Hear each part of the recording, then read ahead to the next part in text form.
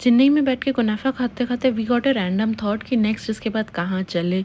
लक्षद्वीप देखा तो लक्षद्वीप की फ़्लाइट हमें महंगी पड़ रही थी। जाने की तो फ़्लाइट सस्ती थी, 5,000 की थी, पर आने की फ़्लाइट 23,000 25,000। मैंने बोला नहीं। फिर हमने रैंडमली अंडमान देखा तो आने जाने की फ़्लाइट सस्ती मिली, तो हमने बोला लेट्स गो टू अंडमान। तो हम निकल गए चेन्नई एयरपोर्ट से अंडमान के लिए। फ़ोटो इज़ मैंडेटरी, तो हमने पहले एयरपोर्ट पर खड़े होकर फ़ोटोज़ खिंचवाई और हम फिर सामान लेके निकल गए। इतनी सारी ट्रॉली हो रही थी ना, तो हम लोग बोले थे कि भाई कौन क्या ट्रॉली पकड़ेगा। एक्सेस हमारे, हम जितने लोग नहीं थे उससे ज़्यादा तो ट्रॉली हो रही थी। हम किसी तरह में ट्रॉली में ही सब सामान एडजस्ट किया कि एक एक ट्रॉली में ज़्यादा सामान रख के एडजस्ट किया।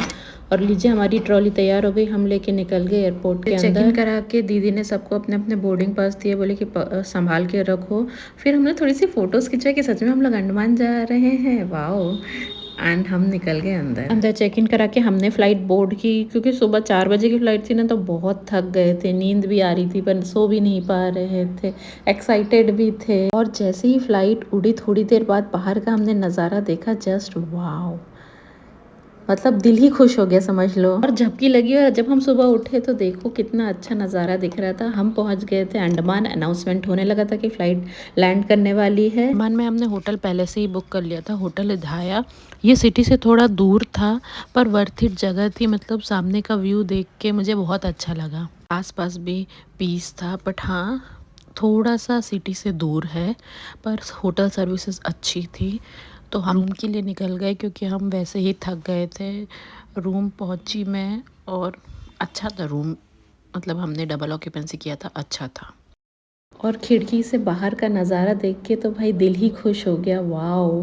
कोकोनट के बड़े बड़े पेड़, अच्छा मौसम, बारिश के हल्के हल्के आसार लग रहे थे यहाँ पर हमें दिख गया बिस्तर, हम सो गए क्योंकि हम बहुत थक गए थे। फिर शाम को हमने बोला कि चलो आसपास घूम लेते हैं, तो मैं थोड़ा सा रेडी होने लगी कि भाई थोड़ा सा लगना तो चाहिए, भाई अंडमान की वाइब्स आनी चाहिए। तो मैं फटाफट रेडी हो गई, माई प्रिटी वाइब्स। तब तक मैं बाहर निकल के देखी मम्मी तो पहले ही बाहर वेट कर रहे हो मम्मी।